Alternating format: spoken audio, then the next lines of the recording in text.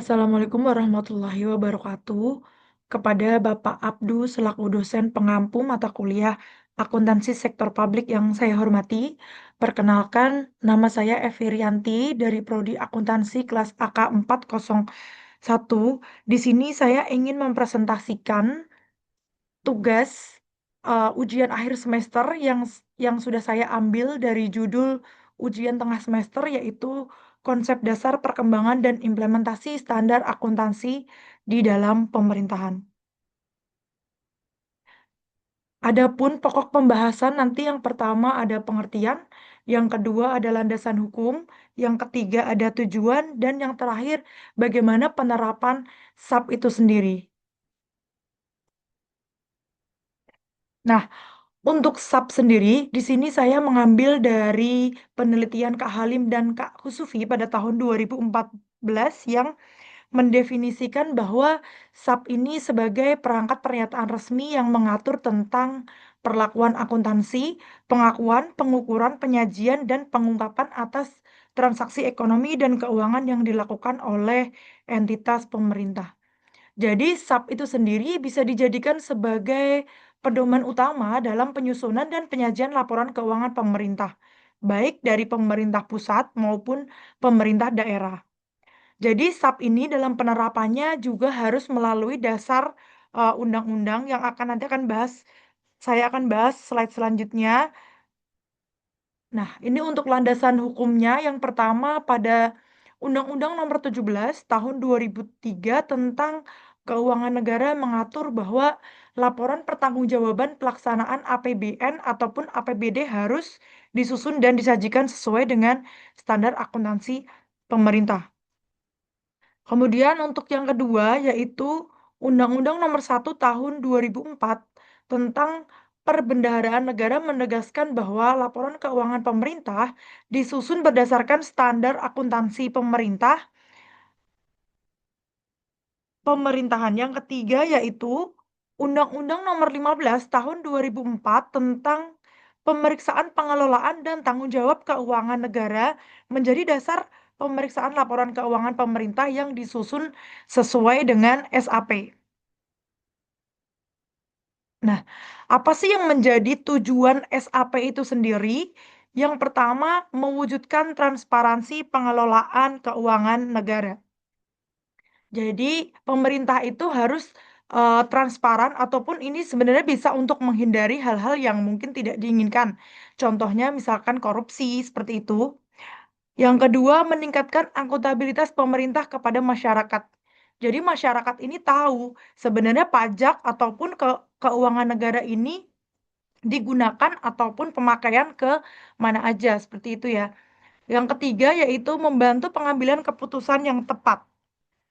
Jadi pemerintah itu akan bisa mengambil keputusan ataupun mengambil ke tanggung jawabnya itu sesuai dengan keuangan negara. Jadi dia harus mengetahui bahwa negara ini mampu atau tidak, seperti itu ya. Kemudian yang keempat, memudahkan pengawasan dan pemeriksaan keuangan. Dan terakhir, menilai kinerja pemerintah dalam mengelola sumber daya publik. Nah, penerapan SAP sendiri yaitu pemerintah Indonesia itu harus berbasis akrual ataupun secara bertahap sesuai dengan ketentuan PP nomor 71 tahun 2010. Sesuai standar akuntansi pemerintah dalam PP nomor 71, yaitu yang pertama, laporan realisasi anggaran ataupun bisa disebut dengan LRA. Ini biasanya menyajikan informasi mengenai realisasi seperti pendapatan ataupun belanja. Itu pendapatan bisa dari pajak atau bisa dari hutang juga. Dan transfer. Transfer itu biasanya antara pemerintah daerah ataupun pemerintah pusat dan pembiayaan dibandingkan dengan anggaran yang telah ditetapkan seperti itu. Kemudian yang B, laporan perubahan saldo anggaran lebih atau LPSAL. Ini biasanya menunjukkan perubahan saldo anggaran lebih dari awal hingga periode pelaporan, biasanya dari awal tahun atau sampai dengan tutup buku pada akhir tahun. Kemudian yang C ada neraca, yaitu biasanya ini menyajikan informasi tentang aset, kewajiban, dan ekuitas pemerintah pada tanggal tertentu. Jadi ini aset yang harus seimbang dengan hutang ataupun juga dengan ekuitas ya modal dari negara. Kemudian yang D, laporan operasional atau LO. Ini biasanya untuk menyajikan informasi mengenai pendapatan operasional, beban, dan surplus atau defisit operasional. Yang E, laporan arus kas. Biasa menunjukkan penerimaan dan pengeluaran kas selama satu periode akuntansi. Yang terakhir, laporan perubahan ekuitas.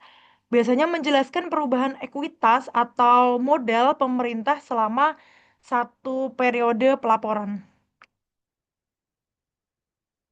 Nah, basis akuntansi sub sendiri atau full accrual basis, biasanya tuh semua pos aset kewajiban ekuitas itu pendapatan atau LO beban diakui. Jadi diakui pada saat terjadinya transaksi tanpa menunggu kas diterima atau dibayarkan.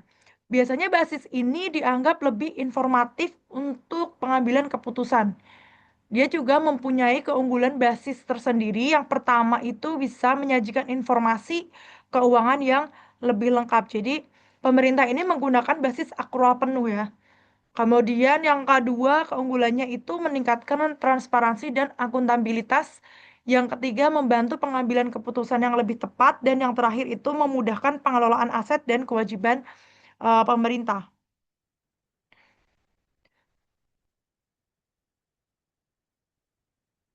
Oke, yang terakhir ini manfaat penerapan SAP sendiri.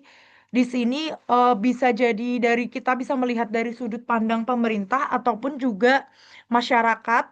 Yang pertama bisa meningkatkan transparansi keuangan. Biasanya SAP ini membuat informasi keuangan pemerintah disajikan secara terbuka dan masyarakat dapat mengetahui bagaimana publik ini mengelola. Jadi publik ini biasanya bisa mengakses ya data, biasanya bisa dilihat dari perpajakannya juga. Lalu yang kedua, meningkatkan akuntabilitas pemerintah.